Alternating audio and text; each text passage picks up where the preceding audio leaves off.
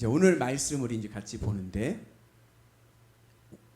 인간을 뭐라고 이야기하냐면요, 만물의 영장이라고 얘기해요. 그죠? 인간을 왜 만물의 영장이라고 이야기할까요? 거기에는 인간만 가지고 있는 독특한 성품이 있기 때문에 그래요. 인간만 가지고 있는 그런 영적인 속성이 있습니다. 그래서 만물의 영장이라는 얘기는 뭐예요? 으뜸이라는 거예요. 이 세상 모든 만물 중에서 으뜸이라는 얘기예요. 근데 그 으뜸인 이유는 인간에게만 가지고 있는 영적인 속성이 있어요. 예를 들자면 이성, 그죠? 인간만 가지고 있는 것이죠. 이성, 또 도덕적인 양심, 책임감, 그런 지정의, 이러한 것들을 가리키고 있기 때문에 인간을 만물의 영장이라고 이야기합니다. 맞죠? 네. 그런데 시간적인 순서를 보면, 하나님의 창조의 순서로 보면 인간은 만물의 꼴찌입니다. 맞죠? 왜냐하면 하나님의 창조의 시간을 보면 맨 처음에 이 땅을 빛이 있으라 빛으로부터 창조하시면서 맨 마지막에 창조한 존재가 인간이에요. 그러니까 인간은 몇지? 인간은 꼴찌인 거예요. 존재론적으로도 꼴찌입니다. 무슨 얘기냐? 인간만큼 하나님의 말씀을 듣지 않는 존재도 없어. 그죠? 인간의 선악과를 먹고 타락하면서부터 인간은요, 존재론적으로도 꼴찌인 거예요. 다른 모든 피조물들은요, 하나님의 섭리 아래 돌아갑니다. 그런데 끝까지 말 안 듣고 엉뚱한 길로 가는 존재는 인간밖에 없어.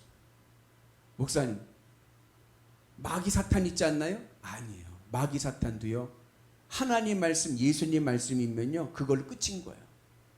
예수님이 나가라 하면 나가요. 거기에 뭐 궁시렁궁시렁도 없어. 그냥 나가. 마지막 계시록에서 보면 하나님께서 이 땅을 심판하실 때 누굴 들어서요? 무저갱에 있는, 지옥에 있는, 무저갱은 뭐냐면 지옥 중에서, 아까 주일 예배 때 지옥의 종류들을 막 얘기했잖아요. 근데 무저갱은 끝이 없는 지옥이에요. 여러분들 놀이기구 탈 때 뭐 이렇게 떨어지는 거 타는데 얼마나 어때요? 아찔하죠. 근데 끝이 없어.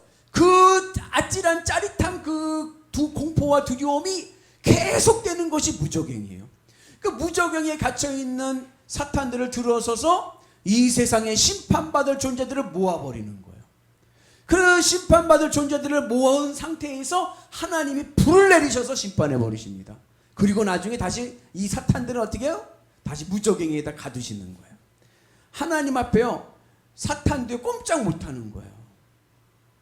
유일하게 하나님 앞에서 불순종하고 하나님 앞에 대드는 존재는 인간밖에 없는 거예요. 그래서 어느 신학자는 인간이 사탄보다 더 악하다 그랬어요. 하여튼간 말은 무지하게 안 들어. 그죠? 그래서 인간은 존재론적으로도 타락한 꼴찌입니다. 오늘 우리가 이 꼴찌에서 다시 으뜸되는 은혜가 있기를 주님의 이름으로 축복합니다. 하나님께서 인간을 창조하시고 하실 때 오늘 하신 말씀이 5가지 말씀이 있어요. 생육하고 번성하고 충만하고 정복하고 다스려라. 그죠? 근데 다른 피조물들을 창조하실 때도 하신 말씀이 있어요. 그건 뭐냐면 생육하고 번성하고 충만하라예요. 이것은 하나님께서 인간에게만 하신 말씀이 아니라 다른 피조물을 창조하실 때도 생육하고 번성하고 충만해라 축복해 주셨어요. 근데 인간에게만은 생육하고 번성하고 충만하라 더하기 정복하고 다스리라 그랬어요. 여기에는 중요한 신앙적인 영적인 교훈이 있습니다. 그것은 뭐냐? 인간은 정복하고 다스려야 생육하고 번성하고 충만할 줄로 믿습니다. 그래서 다른 피조물들은요, 가만히 있어도 하나님의 섭리가 흐르기 때문에 생육하고 번성하고 충만하게 돼 있어요. 들에 핀 백합화 가만히 있어도 하나님의 섭리 아래서 때를 따라 잎을 내고요, 자라고 꽃을 핍니다. 근데 인간은 가만히 놔두면 뭐예요? 죄만 짓죠. 인간은 가만히 놔두면 죄만 짓는 존재예요. 그래서 생육하고 번성하고 충만할 수가 없어요. 인간이 생육하고 번성하고 충만하는 복을 얻기 위해서는 정복하고 다스려야 됩니다. 이게 바로 인간의 존재 방식인 거예요.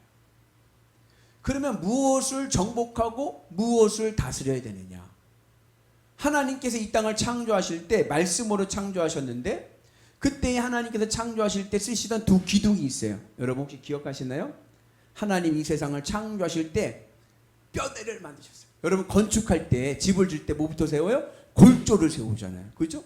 하나님 이 세상을 창조하실 때 사용하신 골조가 있어요. 그게 뭐냐면 혼돈과 공허예요. 목사님, 기왕 골조 세우실 거 좋은 골로 세우시지 왜 혼돈과 공허로 세우셨나요? 이 땅에 안주하지 말고 하나님을 바라보게 하기 위해서인 거예요. 하나님이 우리를 창조하신 이유는 하나님으로 기뻐하며 살라고 창조하신 겁니다. 성부, 성자, 성령님 삼위일체 하나님의 그 기쁨 안에 너무나도 그 사랑과 기쁨이 충만해서 우리가 세상을 창조해서 이 세상 속에서 하나님이 기쁨으로 초대하자. 그 이 세상을 창조하신 거예요. 그러면서 창조하실 때 하나님이 쓰신 것이 뭐예요? 혼돈과 공허예요. 혼돈과 공허를 골조로 하셔서 이 세상을 채우시는 겁니다.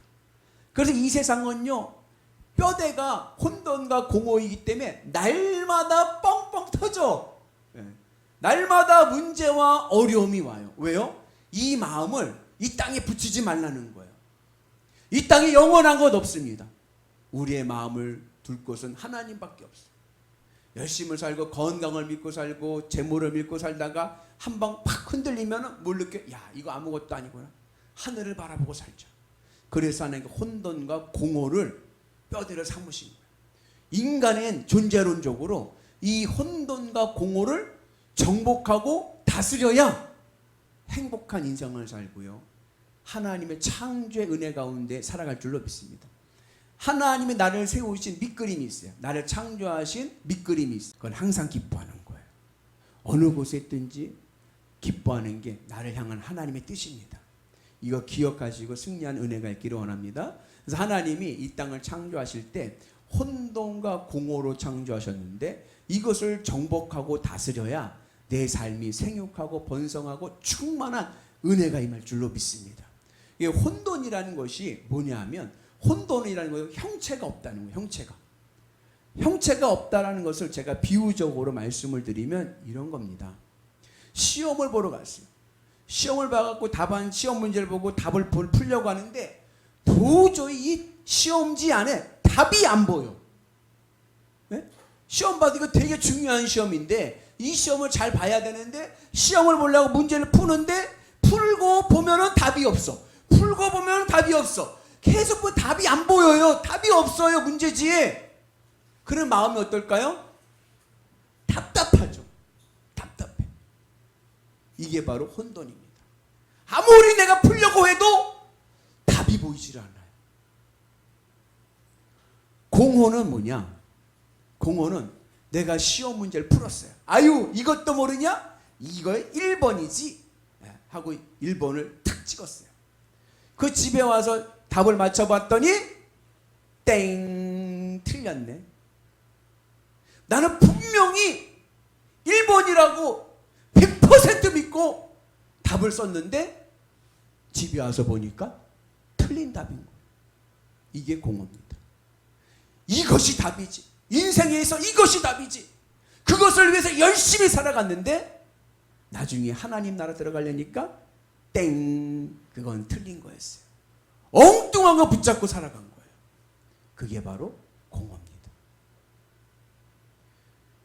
우리는 이 땅에 살면서 이 혼돈과 공허를 정복하고 다스리는 은혜가 있기를 축복합니다.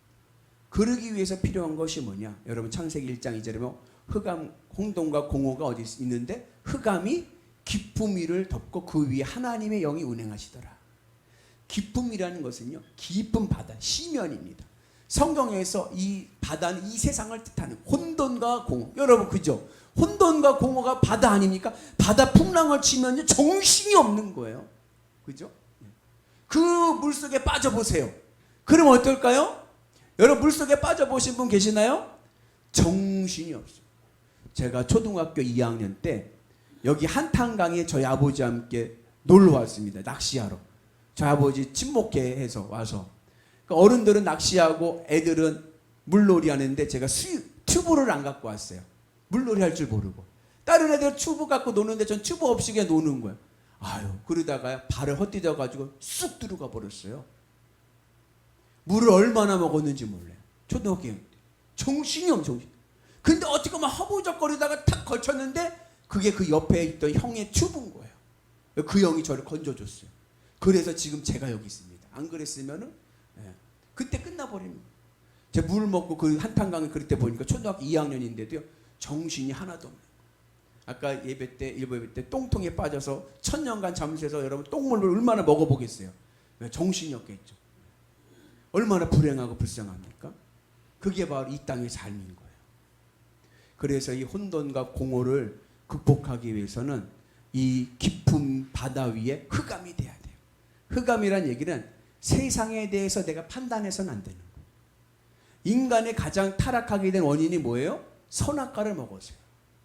선악과를 먹음을 통해서 내가 판단하고 내가 하는 거예요. 내가 결정하고. 그래서는 인간이 뭐라고 해요? 죄성으로밖에 나타나지 않는 거예요. 그래서 이제 우리의 마음을 흑암으로 만들어서 나는 모릅니다. 누가 답이세요? 주님이 답이신 거예요. 주님의 말씀이 답인 거예요. 아멘이시죠? 그 말씀에 순종하고 나가는 은혜가 있기를 축복합니다. 어떻게 해야 우리가 이 흑암이 됩니까? 그게 바로 주님의 십자가예요. 그래서 세상 등지고 십자가 보내. 주님의 십자가 은혜 안에 있으셔서 이 세상에 대해서는 어두움, 이 세상 가치로 살아가는 게 아니에요. 세상 물정 몰라도요. 믿음의 길을 가면요. 우리는 승리할 줄로 믿습니다. 그 은혜가 우리 가운데 있기를 주님의 이름으로 축복합니다. 내 인생에 있는 혼돈과 공허를 여러분 정복하고 다스리는 은혜가 있기를 원합니다. 무엇으로요? 주님의 십자가예요. 주님의 십자가 붙잡고 내 인생의 소망은 예수 그리스도. 내 인생의 기쁨은 하늘 천국 예수님. 그 믿음을 가지고 나가시면 우리의 삶이 생육하고 번성하고 충만한 삶이 될 줄로 믿습니다. 바라긴 여러분들의 삶이 생육하고 번성하고 충만하셔서 행복한 믿음의 부자들 되시기를 주님의 이름으로 축복합니다.